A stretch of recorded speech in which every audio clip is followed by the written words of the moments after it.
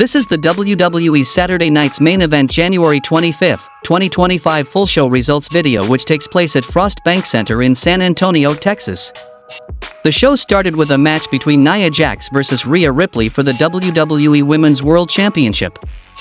In the end, Nia Jax counters with a power slam, hits the bonsai drop and poses.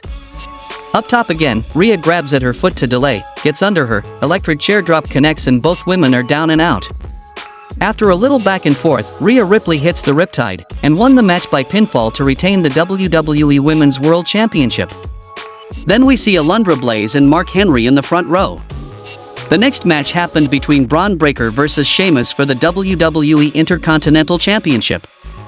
In the end, we see that Sheamus hits the brogue kick, but he was slow to the cover, and Breaker gets enough time to put his foot on the ropes.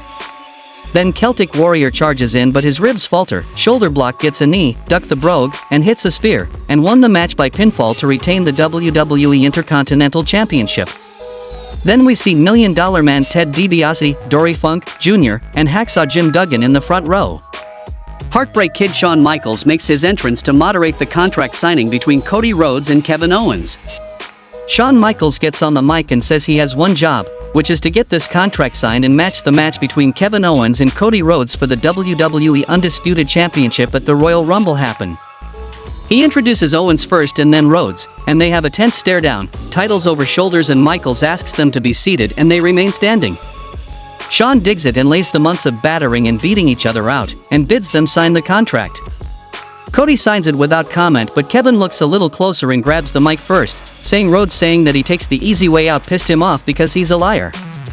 He could have taken the easy way out and worked the knee to win the title in Berlin, but he didn't, because of their friendship. And who left WWE? Not him. He stayed when Cody quit. Rhodes roars at him to shut up and says he didn't come here to listen to him talk and he should just sign the contract.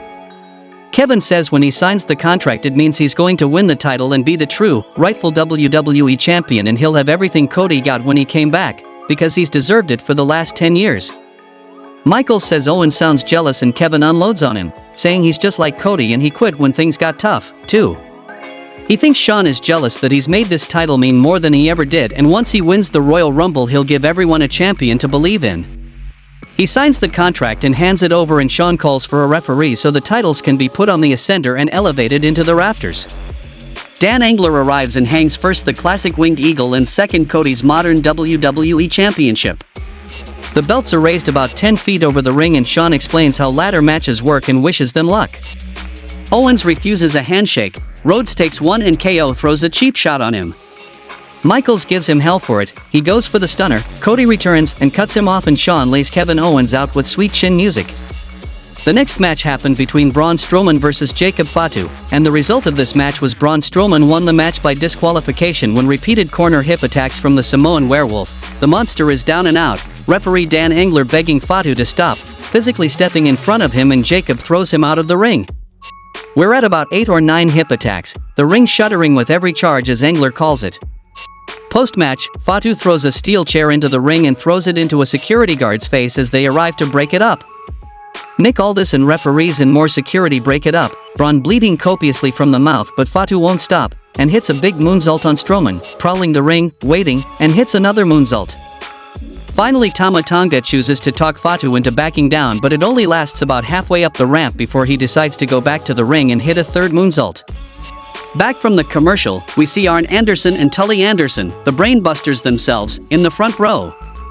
In the main event of the show, we saw a match between Gunther vs main event Jey Uso for the WWE World Heavyweight Championship. In the end, Jey Uso connects 2 back-to-back spear, but Gunther kicks out somehow. Jey goes for third spear, but Gunther counters and hits a powerbomb, roll-through, and then hits his finisher Tenryu powerbomb, and won the match by pinfall to retain the WWE World Heavyweight Championship. Gunther grabs the World Heavyweight Championship and looks like he's been in a war, and the show goes off the air. How much you would rate for this week's Saturday Night's Main Event? Let me know in the comments, and thanks for watching the video.